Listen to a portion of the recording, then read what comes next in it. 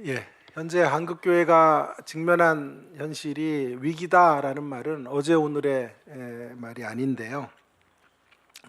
이제 성장세가 꺾였고요. 한국 교회는 쇠퇴기를 맞이하고 있다라고 해도 지나친 평가가 아닐 것입니다. 이런 위기 상황 속에 정말 속상한 것은요. 그런 위기를 이렇게 대처하는 교회의 모습들이라고 생각이 들어요. 한국 교회는 근원적인 문제들을 좀 점검해야 함에도 불구하고 미봉책으로 이 문제들을 해결하려고 드는 거죠. 예를 들어 교인이 점점 빠져 나가니까 어떻게 합니까? 교인들을 늘리면 되는 거죠. 그래서 어떤 방편을 동원해서 어떤 프로그램이라도 만들어서 연예인들이라도 교회 안에 강사로 불러서 자리를 메꾸게 하겠다, 이런 식의 방법으로 문제를 해결하려고 하는 거죠. 본질은 건들지도 않고요. 제가 부평에서 사역을 할 때였습니다. 교회가 분쟁하는 교회였는데요. 그러다 보니까 담임 목사님이 굉장히 위축이 됐죠. 그리고 숫자가 또 빠져나가니까 안 되겠다 싶었던 모양이에요. 한 2달 넘게 계속 외부 강사들을 부르는데 전도하시는 분들만 부르는 거예요. 우리나라에 곳곳에 전도하시는 분들이 되게 많아요. 수천 명 혹은 수만 명씩 전도하신 이런 분들, 정말 센 분들을 부르는 거예요. 뭐 고구마 전도, 감자 전도, 호박 전 이런 건 없고요. 자, 그래서 그런 전도하는 자들을 이제 불러서 이제 하는 거죠. 마지막에 오신 분이 되게 센 분이었는데 대구에서 오신 장로님이신데 이분은 뭐 수만 명이 넘게 전도를 했다 그래요. 본인 말씀으로는요. 삶이 전도라 그러시면서. 그래서 이제 작정을 시키는 거예요. 작정을 시키는데 몇천 명 전도하는 거는 그런 거는 치지도 않아. 그런 거는 개우 그래 몇천 명을 올리냐고요. 하나님 앞에 믿음대로 되는 거니까 몇 만 명 이렇게 해서 올리라고 작정을 다 받은 거예요. 교회가 한 1,000명 정도 모였던 교회였는데 보통 한 5만 명, 4만 명 이런 식으로 작정을 한 거예요. 그랬더니 그 수를 종합해 보니까 부평 인구보다 많아요. 부평 인구가 한 그때 40만 정도였을까요? 근데 앞으로 향후 한 2, 30년 동안 태어날 아이들 다 쳐도 그 목표를 이룰 수 없어요. 그래가지고 그걸 또 큰 이렇게 표로 만들어가지고 교회 현관에 붙여놓은 거예요. 올 때마다 보고 간구하라고. 된다고 믿으라고. 그러니까 서로 오면서 막 서로들 농담해요. 집사님 5만 명이야?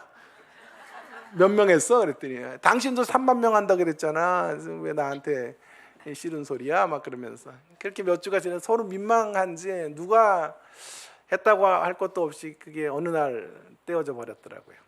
이게 우리가 현상론적인 접근으로 교회 문제를 풀려고 하는 방법이 아닌가 싶습니다. 여러분, 우리 시대 교회는 뼈아픈 자기 반성으로 나아가야 된다고 생각합니다. 우리가 어디로 가야 될까요? 이 묵직한 질문에 대하여 오늘 데오빌로여라는 호칭 가운데 답이 있다고 생각합니다. 데오빌로라는 사람은 누가가 기록한 전편과 후편의 수신자입니다. 누가복음은 그리고 사도행전은 1편, 2편인데요. 데오빌로를 위해서 쓴 거예요. 데오빌로를 믿음의 사람으로 세우기 위하여 누가복음과 사도행전이 쓰여지게 되었는데, 이 데오빌로여라는 호칭 속에 한국교회가 가야 될 본질적 방향이 뭔지를 우리는 점검할 수 있겠어요. 첫 번째 메시지는 이건데요. 복음 안에 들어온 사람을 데오빌로로 부를 수 있는 교회가 되어야 한다. 그런 기독교가 돼야 돼요. 자, 복음 안에 들어온 사람들을 데오빌로라고 부를 수 있는 그런 기독교, 그런 교회가 되어야 한다.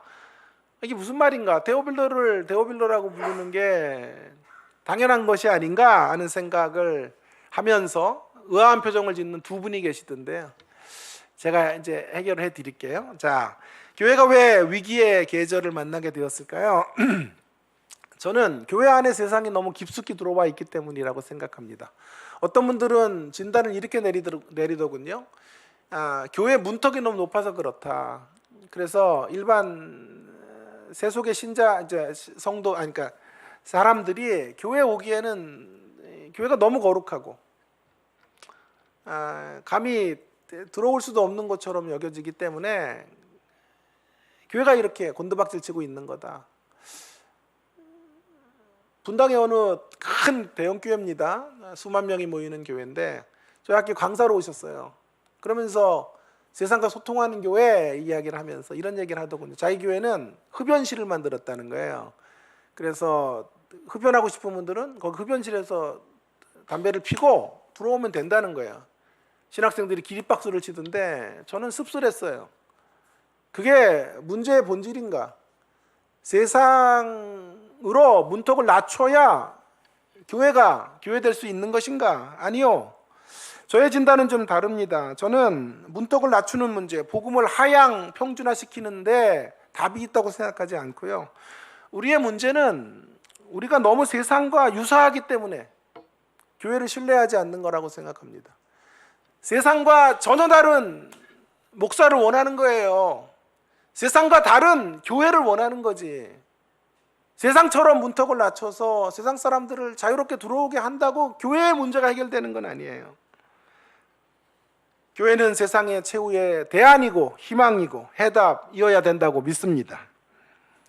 세상과 다른 가치를 살아가는 공동체, 그것이 교회여야 교회는 다시 옛 영광을 회복할 수 있는 거죠. 자, 오늘 그런 이야기가 오늘 본문 안에 있죠. 데오빌로요라는 호칭 속에 이 답이 제시되어져 있는데요. 누가복음과 사도행전에요, 데오빌로라는 표현이 조금 달라요. 그 대목을 좀 여러분 발견하시라 말씀드리고 싶은데, 먼저 누가복음에는 데오빌로가 아니에요. 데오빌로 가카여라고 돼 있어요. 데오빌로 가카. 사도행전에 들어와서는요, 데오빌로여로 바뀌었죠. 성경을 연구하다가 이런 대목을 만날 때 막 전율해요. 소름이 돋아요. 지금도 막 소름이 돋는데 아무도 소름이 안 돋네. 자, 누가복음 1장 3절에 데오빌로는 most excellent, 가장 탁월하신 데오빌로, 총독, 각하 이런 뜻이에요. 자, 그런데 그렇게 첫 번째 책에서 데오빌로 각하라고 불렀다가 사도행전에 들어와서는 각하라는 단어를 떼버려요. 데오빌로여라고 부르고 있는 거예요. 이런 식으로 바뀐 거죠. 세상에서 최고로 존경하고 존귀하신 영원한 나의 멘토이신 이우재 교수님이시여에서 우리 형제 우재 교수님으로 바뀐 거예요. 1부에는 좀 웃던데 2부는 희한하다. 자, 한 번 학생이요, 21살 정도 된 학생인데 문자를 보냈더라고요. 우재 교수님 안녕? 그러면서 문자가 온 거예요. 그리고 2번에 걸쳐서 우재 교수님이라고 쓴 거예요. 저는 이우재 교수님에 늘 익숙해져가지고 이자가 어디에 빠졌나, 이게 잘못 썼나 를 찾아봤는데 진짜 이자를 빼고 한 거예요. 우재 교수님, 우재 교수님. 처음 들었어요. 20대가 그것도 나이가 많은 형님뻘이 우재 교수, 뭐 이러면 내가 이해가 되는데 말이야. 20살이 말이야. 에? 30살 된 저에게 말이야, 우재 교수님 뭐 이러니까 이게 도대체 뭔가 싶어서 거시기 하더란 말이에요. 자, 지금 그렇게 이야기하는 거나 똑같단 말이에요. 첫 번째 책에서는 데오빌로 각하요, 데오빌로 총독님 이렇게 이야기했다가 두 번째 책에서는 데오빌로요라고 바뀐 것이죠. 왜 바뀌었을까요? 이것이 어찌 보면 좀 무례한 듯한 표현일 수도 있겠는데 누가는 의도적으로 이렇게 쓰고 있는 것이에요. 이유가 무엇입니까? 데오빌로가 변화되었기 때문이에요. 기독교 신앙을 받아들였기 때문이에요. 그래서 데오빌로 각하라고 칭해주지 않고 데오빌로여라고만 칭해줘도 되는 수준으로 나오게 된 거죠. 그가 처음 구도자였을 때는 그의 세상적 칭호들을 써줘야 돼요. 데오빌로 각하님이라고 해줘야 돼요. 극존칭을 해줘야 되지만 이제 복음 안에 들어와 복음의 정신이 무언지를 깨닫고 나서는 각하라는 말을 안 써도 돼요. 데오빌로 총독이라는 말을 안 써도 돼요. 데오빌로여라고 이야기해줘도 되는 것이죠. 여러분, 이 말씀을 묵상하는데 한 2가지 큰 묵상거리가 있더라고요. 먼저 데오빌로는 어떻게 이렇게 바뀌었을까 하는 대목에 묵상이 필요해 보입니다. 데오빌로 어떻게 이렇게 바뀌었을까요? 사도행전에서 이야기합니다. 데오빌로여, 내가 먼저 쓴 글에서, 누가복음이죠. 거기서 예수께서 행하시고 가르치시고 시작하신부터 승천하시는 일까지 기록했다는 거예요. 자, 그 기록을 통해 데오빌로가 그 편지를 누가복음을 읽고 변한 거예요. 그 변화의 주체는 예수님의 예수님의 복음, 예수님의 복음이 힘있게 선포되어지고 데오빌로의 마음속을 깊이 소용돌이치게 만들었어요. 그의 가치를 깨뜨렸어요. 그래서 변화된 거예요. 한국교회가 나가야 될 길이 바로 여기 있다고 생각해요. 데오빌로 각하와 같은 이들이 들어와서 데오빌로로 바뀌는 역사,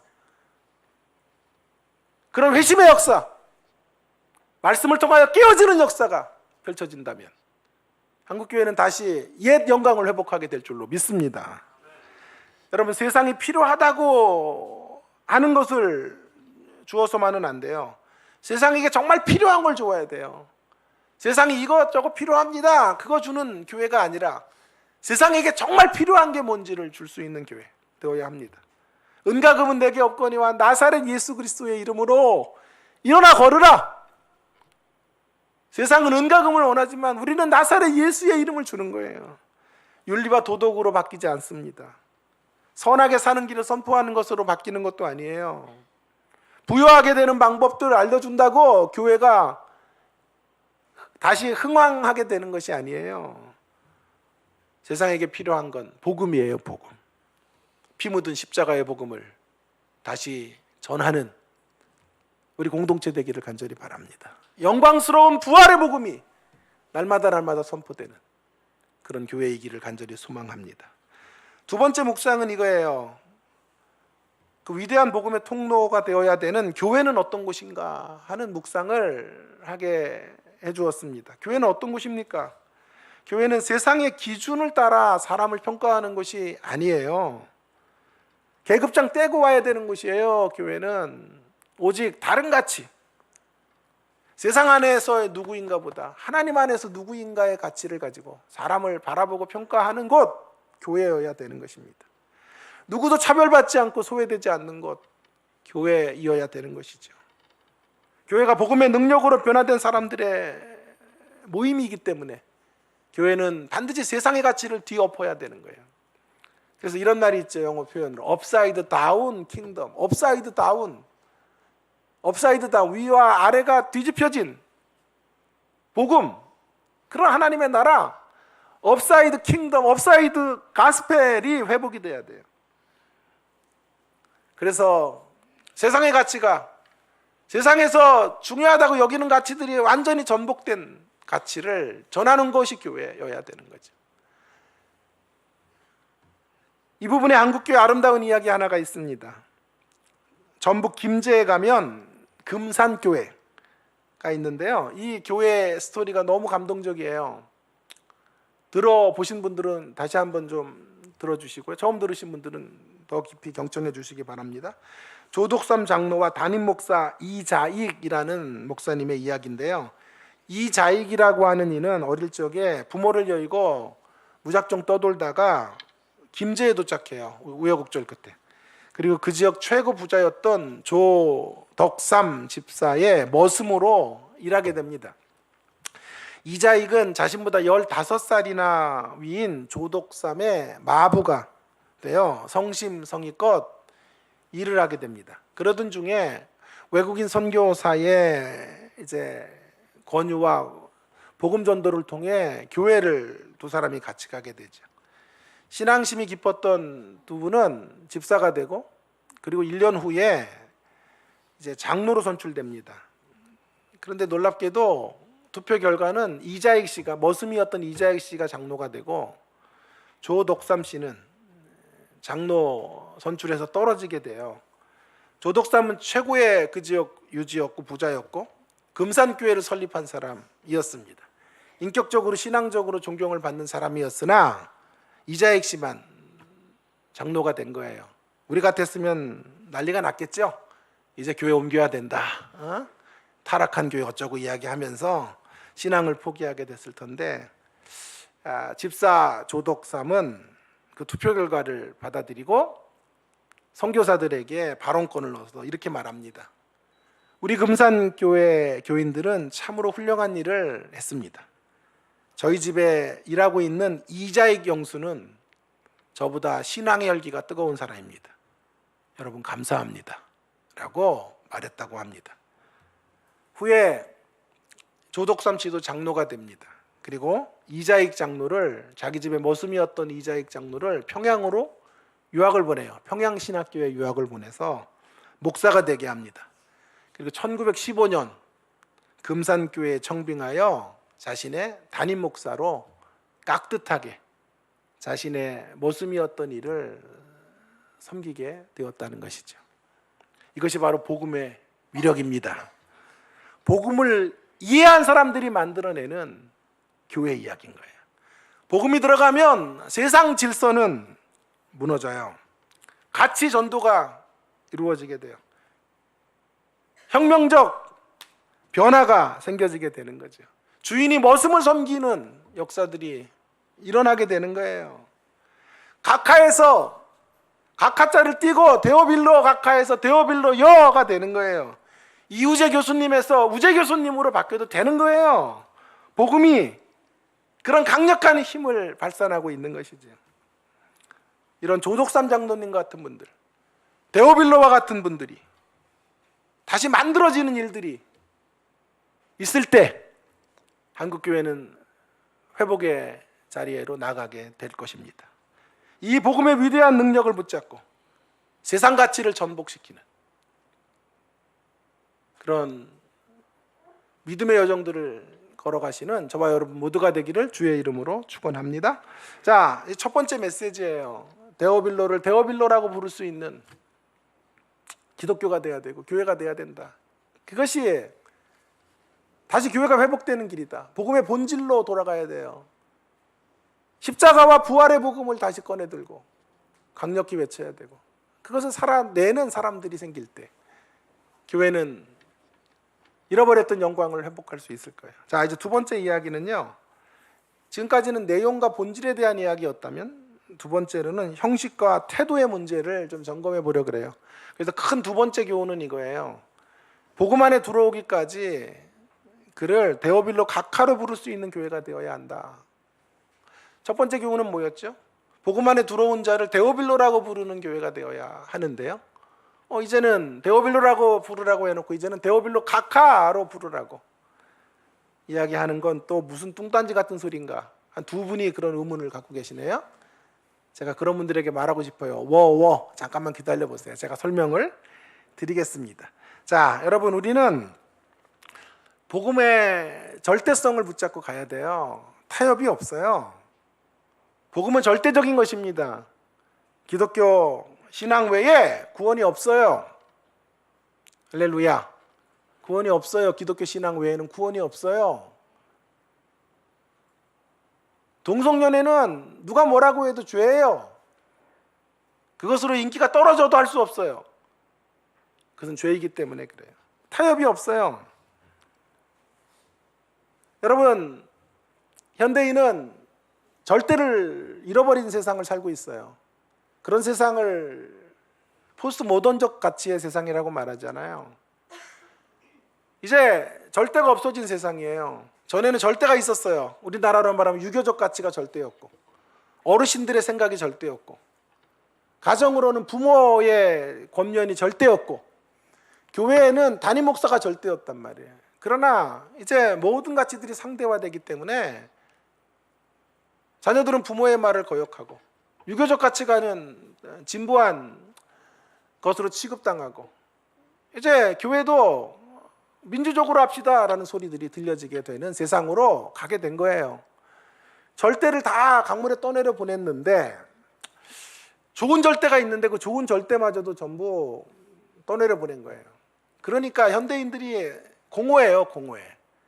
옛날에는 그저 목사님 말하면 따라가면 됐고, 교회가 요구하는 대로 맞춰주면 되는 것이었어요. 어르신들이 가라는 길로 걸어가면 되는 것이었는데, 이제 그런 절대들이 다 허물어지고 터가 무너진 세상에서 우리가 우리의 인생의 길들을 개척해 가야 되니까 공허하죠. 허무하죠. 어디로 가야 될지 갈짓자 행보를 할 수밖에 없다고요.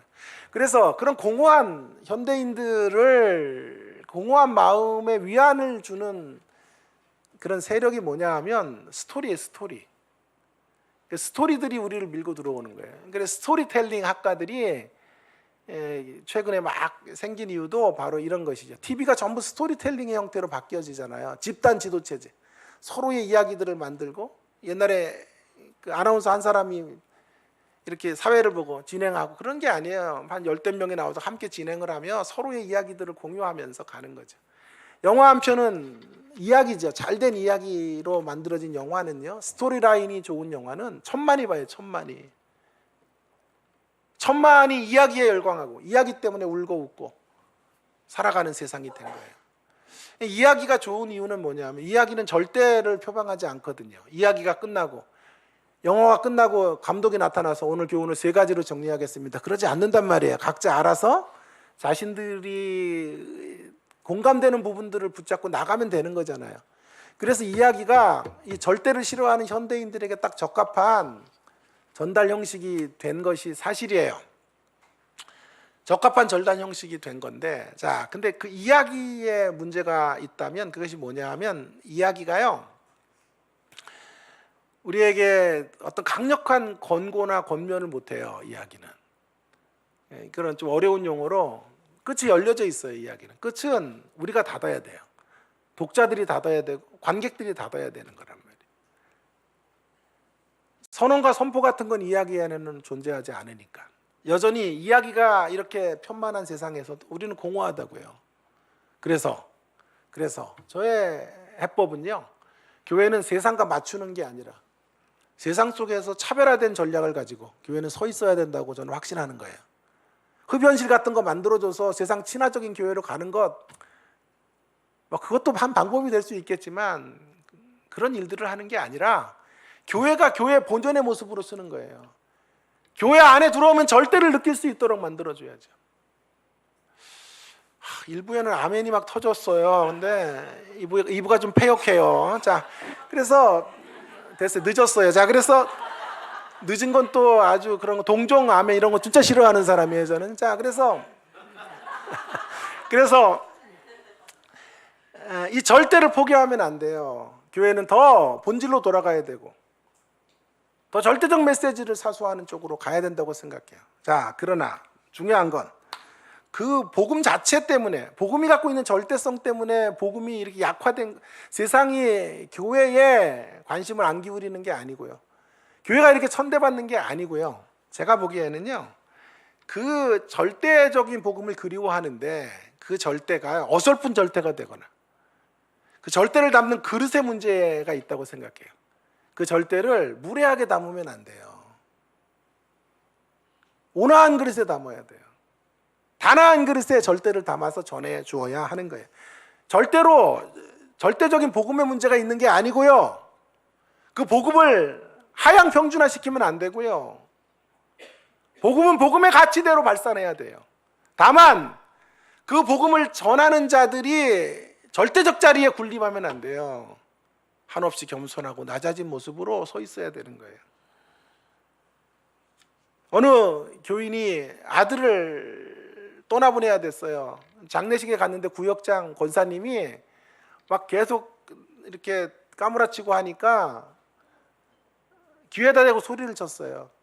정신 차려 이거사, 불신자들이 이렇게 많이 조문객으로 오는데 신앙인들이 이러면 안 돼, 하늘에 소망이 있잖아, 그러면서 야단을 쳤다 그래요. 그리고 나중에 간증을 하더라고요. 그래서 자기가 그 한마디 해줘가지고 장례식을 담대하게 그 양반이 치렀다고. 이게 우리가 기독교의 현주선고예요. 여러분, 아들을 잃어버린 엄마가 장례식을 치르면서 어떻게 담대할 수 있어요? 나중에 하나님이 심령의 새 살을 돋게 하신 후에는 다시 담대함으로 나갈 수 있죠. 그때는 천국의 소망이 심령 가운데 깃들 수 있죠. 그러나 그 당시에는 그 슬픔이 너무 깊어서 까무러칠 수밖에 없는 거예요. 그런데 우리는 이런 기독교를 어디서 배웠는지, 예수님조차도 나사로의 죽음 앞에 통곡하며 우셨는데 우리는 예수님보다 더 보수적인 기독교를 가지고 세상 앞에 서 있는 거예요. 그러니까 세상이 우리를 보면 무례하다고 느끼는 거예요. 피도 눈물도 없는 집단이 교인들이라고 생각하는 거예요. 여러분, 교회가 잃어버린 소중한 것은 데오빌로를 데오빌로라고 부를 수 없는, 복음에 충실하지 못한 교회의 모습들, 교회가 그걸 잃어버렸어요. 또 한 가지 잃은 건요, 그 복음을 전하는 매력을 잃어버렸어요. 매력을 발산해야 세상이 교회를 향하여 귀를 기울일 텐데, 세상의 눈에 비친 교회는 고집불통의 사람들, 인색한 사람들, 자기밖에 모르는 이기적인 사람들로, 그리고 말만 유창하게 하는 사람들로 인식되고 있는 거예요. 여러분, 데오빌로가 데오빌로로 설 때까지, 데오빌로가 복음의 가치를 깨닫고 저는 데오빌로입니다, 총독 같은 거 쥐지 마세요 라고 할 때까지는 어떻게 해야 된다고요? 그가 스스로 계급장을 띄고 나올 때까지는, 계급장을 뜯어내면 안 돼요. 계급장을 스스로 내려놓게 해야지. 계급장을 뜯어내는 기독교는 무례한 기독교예요. 무례한 기독교. 데오빌로가 성숙해질 때까지는 어떻게 호칭해야 돼요? 데오빌로 각하, 데오빌로 총독이라고 부를 수 있어야 돼요. 여러분, 데오빌로가 거기다가 총독이란 호칭 하나를 붙이기까지 그는 얼마나 고된 인생의 시간들을 지나봤는지 몰라요. 그의 노력의 결과이고 그의 땀의 결과이고 그의 수고의 열매들이니까 우리 이걸 존중해 줘야 돼요. 귀하게 여겨줘야 돼요. 가치 있다고 말해줘야 돼요. 제가 좋아하는 말이 이런 말이에요.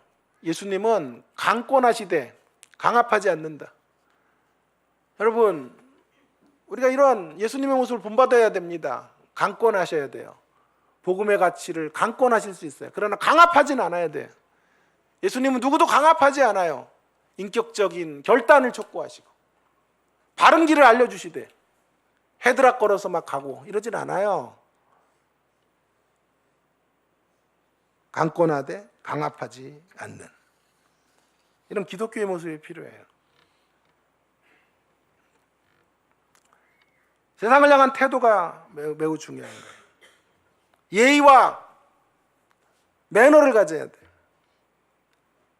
다른 이들을 존중하는 모습들이 있어야 돼요. 목사는 강단에서 이렇게 강력히 외치다가도요, 강단에 내려와서는 한없이 겸손하고 형님들 대하듯 부모님을 성도님들로 대하듯 그렇게 겸손하고 한없이 자기를 낮춰야 돼요. 인사하는 중에 성도 하나가 담배 떨어뜨리면 그거 주워서 드리는 그런 정신이 있어야 그가 복음을 전하는 사람이에요. 여러분, 저는 이런 경험까지 했어요. 유학 중에 유학생 1부에서는 안 했어요. 이런 얘기. 2부 여러분 하도 반응 없어서 하는 건데, 유학생활 중에 처음 신자로 유학생들을 이제 가르쳤는데 처음 교회 온 분들이에요. 부부인데 한 30대 중반 정도 됐는데 수련회를 갔는데 갑자기 저쪽에서 담배를 피더라고요. 그래서 나한테 걸어와요. 냄새를 풍기면서. 그러더니 갑자기 담배를 저한테 제 손가락을 이렇게 부위를 하래요. 그래서 여기다 걸어줘요. 지금 잠깐 들고 계시래. 자기 신발끈을 매야 된다고 잠깐 들고. 그래가지고 제가 담배도 생애 최초로요. 이런 얘기 못하래 그냥. 이렇게 담배도 이렇게 잠깐 제가 맡아줬어요. 여러분, 우리는 세상을 향한 우리의 수준을 가지고 세상을 평가하거나 세상을 강압해서는 안 돼요. 그들의 수준이 복음의 수준으로 돌아올 때까지는 매너와 예의를 갖추고 그들 앞에 서줘야 돼요. 이런 모습들이 성경 가운데 선례들이 많아요. 자, 몇 가지 선례를 이야기하고 이제 설교를 마치겠어요. 아브라함의 경우를 보겠어요.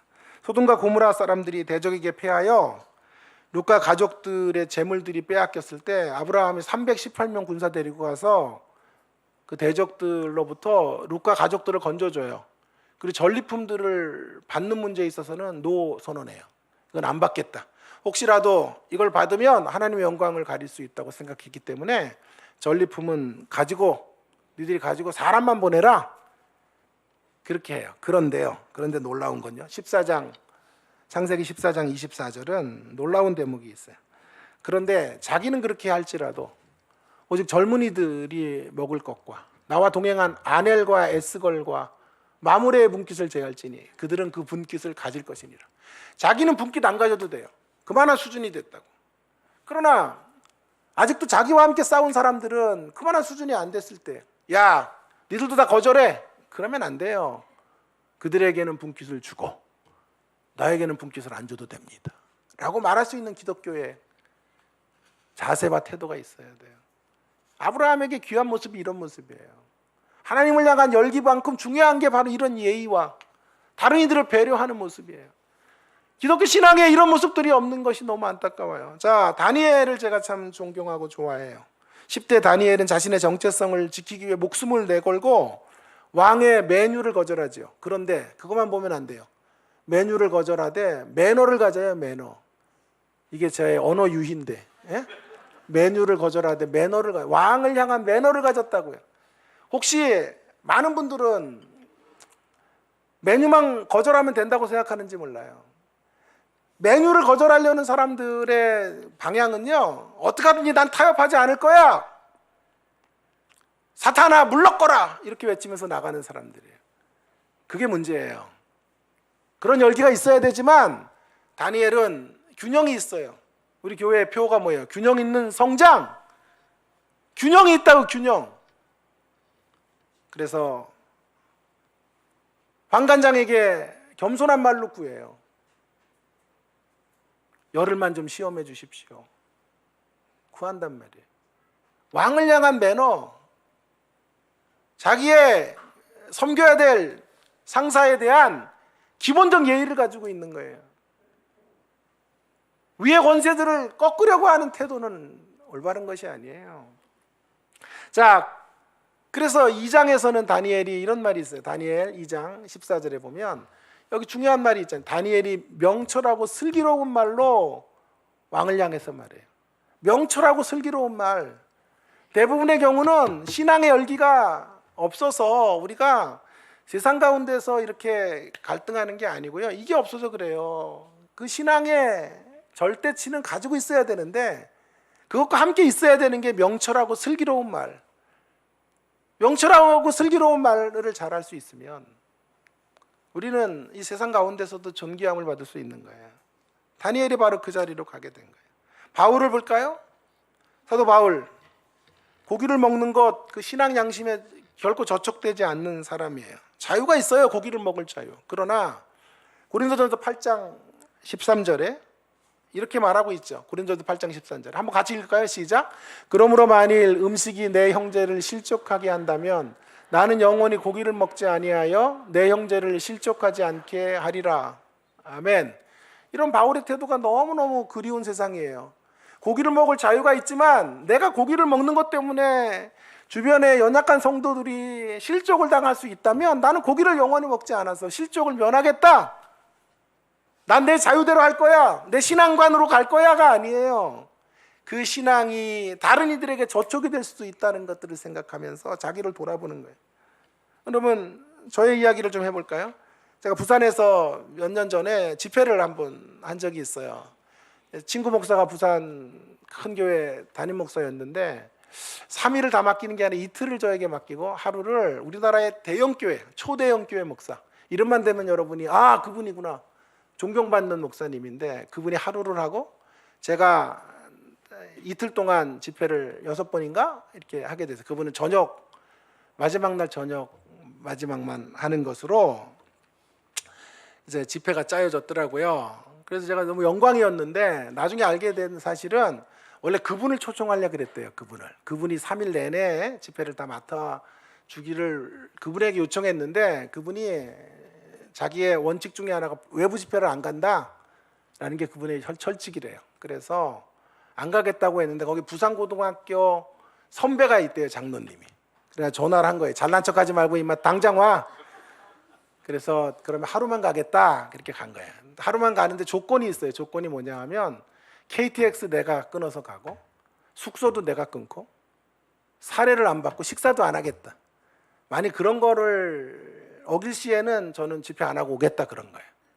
그걸 받아들일 수 있느냐라는 조건을 걸은 거죠.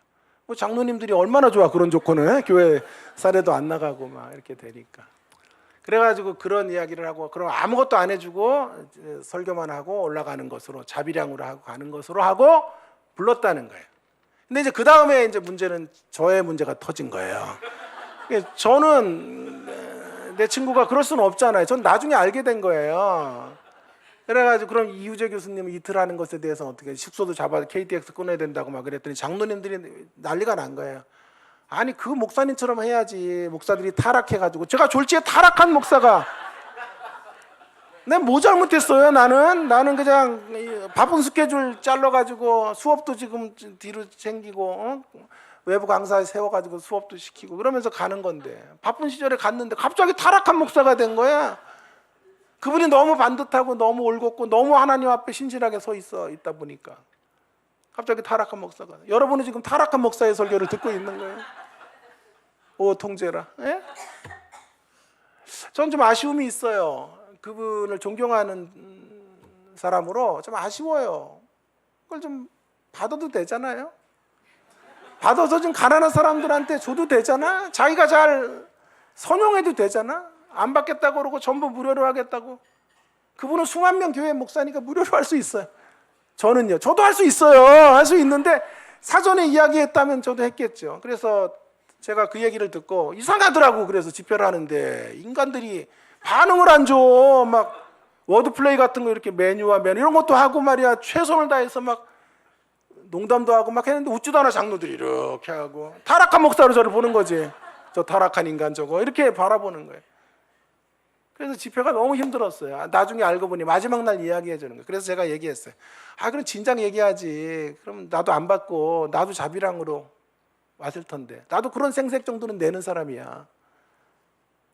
그래서 사례 안 받고 그냥 가겠다 그랬더니 교통비라도 좀 받아달라고 하도 부탁을 해서 교통비만 받고 왔어요. 교통비만 받고. 여러분, 균형 잡힌 성장, 균형 있는 성장이 필요해요. 균형 있는 신앙. 위기의 상황 속에 있는 한국교회 어디로 가야 될까요? 복음의 본질과 능력을 드러내는 공동체로 가야 합니다. 복음의 정신으로 세상과 전혀 다른, 세상을 뒤집어 엎을 수 있는 공동체가 되어야 합니다. 데오빌로 각하를 데오빌로라고 부를 수 있는 교회, 그런 교회가 빗소교회 되기를 주의 이름으로 축원합니다. 동시에 세상에 대하여 무례하지 않으면서 세상에 대하여 매력을 발산할 수 있는 교회 되기를 바랍니다. 절대적인 복음을 온화한 그릇에 담아서 그 절대적 복음을 전하게 되는 것을 통하여 세상을 돌아오게 하는, 무수히 많은 데오빌로들을 길러내는 빗소 공동체로 우뚝우뚝 세워지기를 주의 이름으로 축원합니다.